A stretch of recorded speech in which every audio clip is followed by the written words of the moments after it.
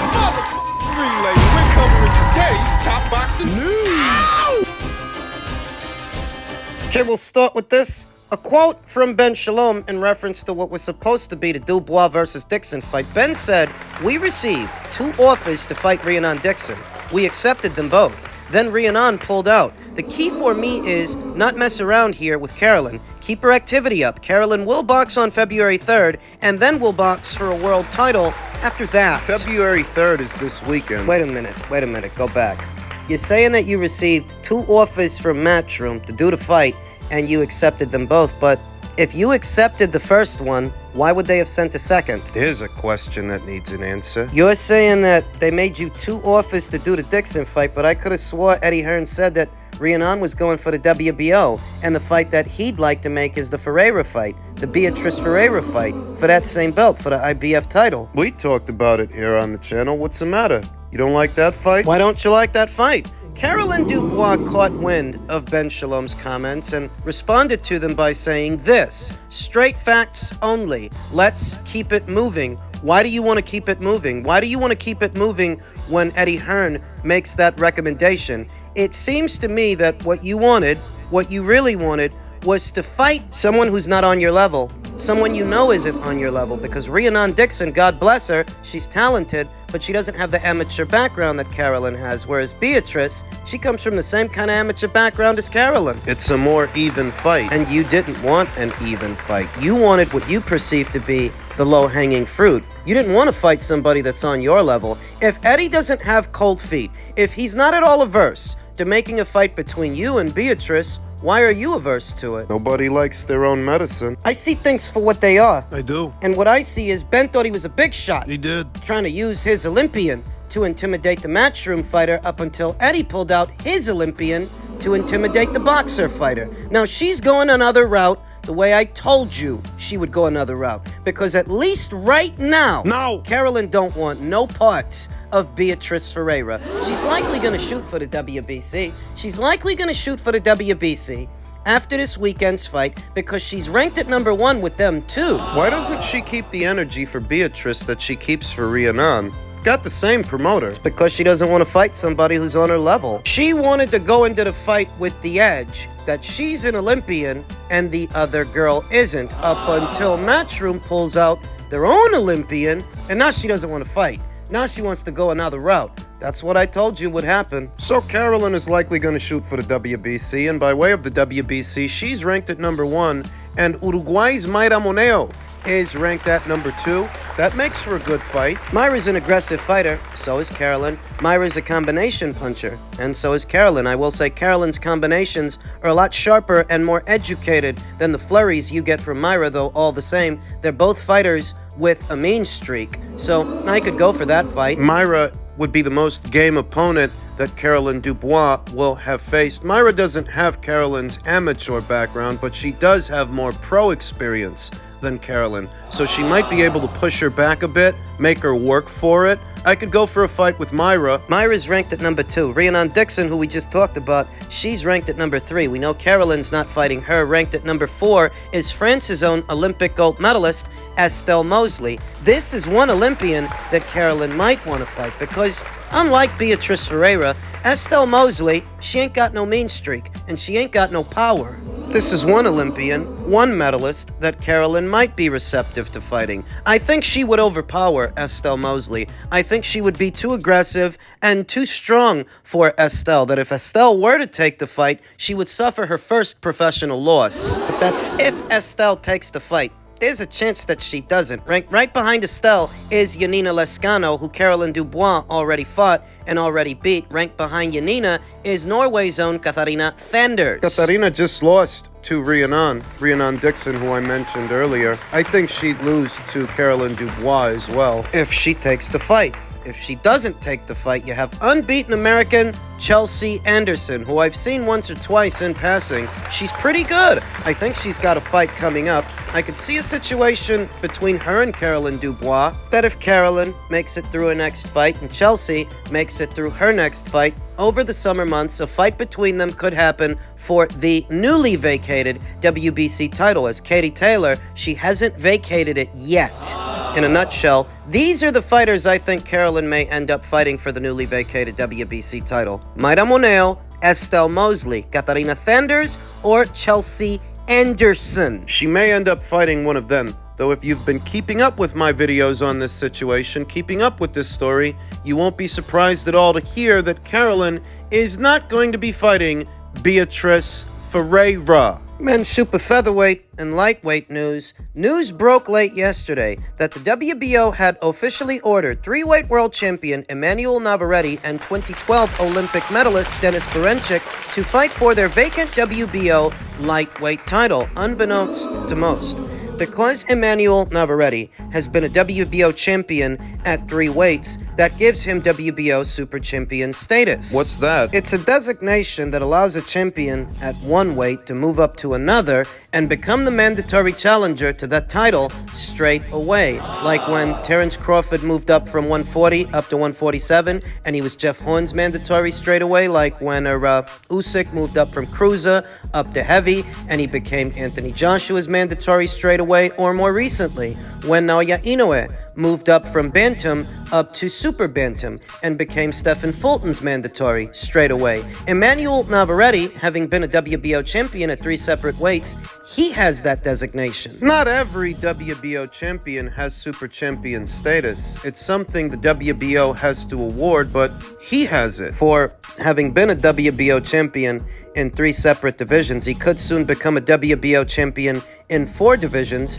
if he wins this fight. This news has left us with a lot to unpack. I didn't know that Emmanuel was going to be leaving super featherweight. Let's talk about super featherweight. Emmanuel Navarette holds the WBO title at super featherweight. O'Shaquie Foster, who Top Rank just signed, he's got the WBC. Lamont Roach, he's got the WBA. And Joe Cordina from the UK, he's with Matchroom, he's got the IBF. You said Top Rank signed O'Shaquie Foster? They did.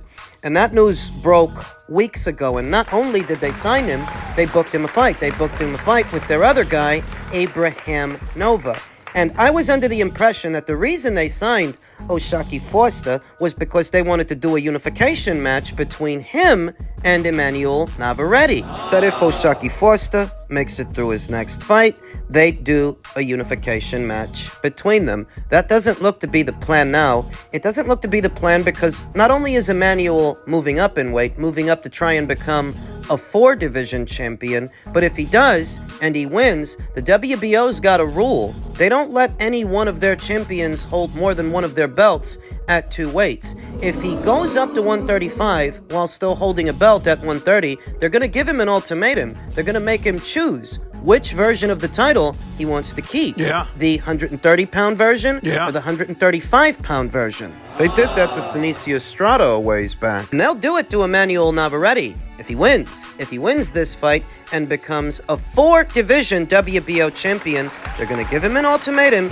and they're going to make him choose. At which point, I think he'll choose to stay at 135 and vacate the title he currently holds at 130, at which point the winner of the upcoming Valdez versus Wilson fight may be elevated to full champion, keeping that belt on the top-ranked side of things. Whoever wins that fight, whether it's Oscar Valdez or Liam Wilson. May be thinking to yourself, isn't it somewhat dubious that Oscar Valdez may be afforded another chance to become a champion when he lost his last fight? He lost the Navarette fight in one-sided fashion, and that was his bid to grab a belt at this weight, grab one again. Dubious, somewhat dubious. No more dubious than Sebastian Fundora getting a chance to fight for the WBC at junior middle, having been knocked out in his last fight. This is no more dubious than that. The belt's got to go to somebody. And this belt will likely go to the winner of the upcoming Liam Wilson versus Oscar Valdez fight, at which point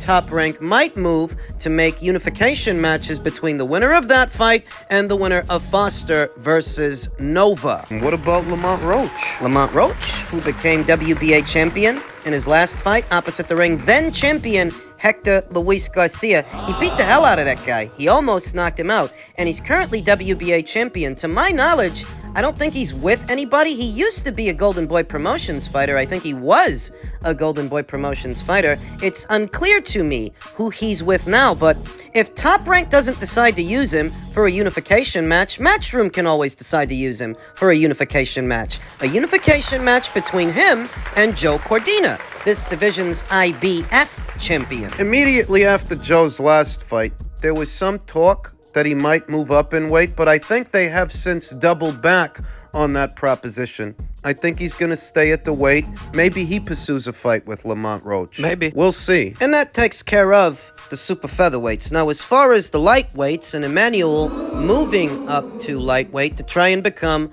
a 4-division champion, I like this fight. Emmanuel Navarette is never in a boring fight, whether he looks good or he looks bad. He looked good in the Valdez fight.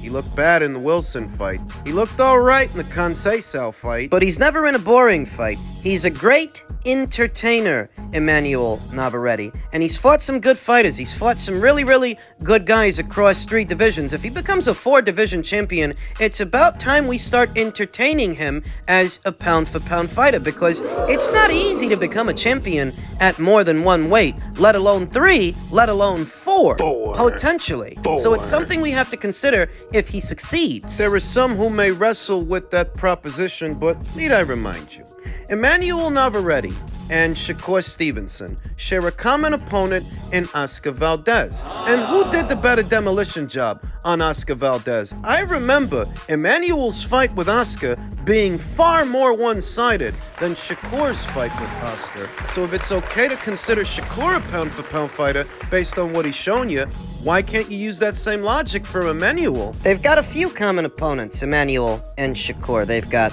Oscar Valdez, they've got Robson Conceição, Joet Gonzalez. They seem to be on a collision course. Emmanuel is going to lightweight, and Shakur Stevenson is WBC champion at lightweight. So if he goes there, you see the strategy. Groundwork for what could be a unification match between them for the WBO and WBC titles, or the WBO and IBF titles, lest we forget. Vasyl Lomachenko is going to be fighting George Kambosos very soon for the newly vacated IBF title. I like the idea of Emmanuel moving up the lightweight. I like what this could mean for the lightweight division, these potential unification matches. I like that, and I like this. I like this fight. I like it. Shakur Stevenson doesn't. He doesn't like it. His reaction to the news was, "This is sickening. Shit is disgusting." My guy, he's having an adverse reaction because not that long ago, he was calling out Emmanuel for a fight. Now, Emmanuel is moving up the lightweight, but to fight somebody else. At a time when they're both under the top-ranked banner, more or less. They're both on the same side of the street, fighting on the same platform, but Shakur, he feels left out. He said, "I'm officially retiring from the sport of boxing. I'll be in the gym forever perfecting my craft and helping the next generation become great and chase their dreams. But I ain't fucking with this weak-ass boxing game." Looks like he's taking his cues from his top-ranked stablemate, Teofimo Lopez, who also happened to retire in rather theatrical fashion. In truth, Remembering the career of Shakur Stevenson, where were you when he hung the gloves up, when he retired? He's not really retired. He's just being dramatic, like Teofimo Lopez was being dramatic. No, I don't think Shakur is any more retired than Teofimo was when he made a similar announcement, any more than Tyson Fury was, all the times that he claimed that he was retired. This is just for dramatic effect. If anything, Shakur's just being facetious. He is. And he's being facetious because he's starting to feel like he can't get a quality fight. He wanted George Kambosos, but he couldn't get him. He wanted Vasyl Lomachenko, and he couldn't get him. They're fighting each other. He can't get a fight with Gervonta Davis. You heard what his coach said. He said they're not going to put Gervonta Davis in there with a guy he can't knock out. They're not going to put him in that position when he was asked about him fighting Shakur Stevenson. So you can't get George, you can't get Loma, you can't get Gervonta, you didn't have any luck with Devin. And now he feels like he can't get Emmanuel either. Emmanuel, who he was calling out not that long ago, and he is going up the lightweight, but not for a fight with him. What it is he's frustrated and he's throwing his toys out of the pram. He's being dramatic, but he's not actually retired. Though on the premise that he is, and he's being serious, Golden Boy, the Golden Boy himself, Oscar De La Hoya, said, "Congratulations on what you have accomplished, young Shakur. Now it's time to vacate the title. I really enjoyed your career. If you are wondering why now Oscar's being facetious, so to speak, it's because it just so happens that his boy, William Zepeda, has a cushy spot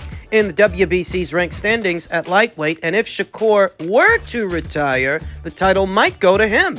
It might go to William." Wasn't there supposed to be a fight between Shakur and William? I remember that being a hot-button topic for a short while, and in so many words, Oscar De La Hoya said, it's just not the right time for that fight, but it's something that could happen down the line, and you see him here like a scavenger, waiting for Shakur to vacate the WBC title if he is in fact retired, so it can go to his boy, because he'd rather his boy fight for a vacant title than challenge Shakur for it. But Shakur's not going to vacate the title because he's not actually retired. Hell, by the time this video is uploaded, he will have likely redacted what he said and taken it back. He's just being dramatic. And short-sighted, because while there is some justifiable cause for young Shakur to feel frustrated that he cannot corner a fight with one of the big names at this weight, he also must consider that he laid an egg in his last fight.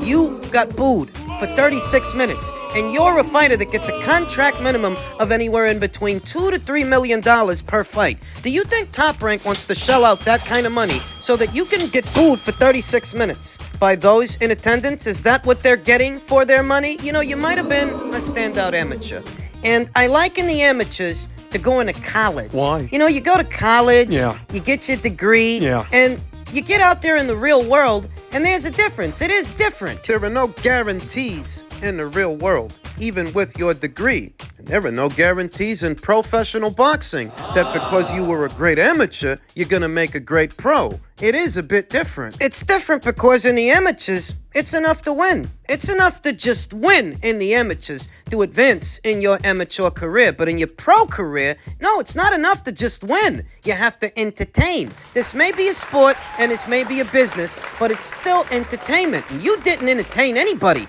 in your last fight. How we should look at it is the IBF champion, they're going to be on your side of the street. The next WBO champion, they're going to be on your side of the street too. You're telling everybody that you're going to become a free agent like you're about to jump ship. I don't think you can afford to do that. Those are all opportunities for you.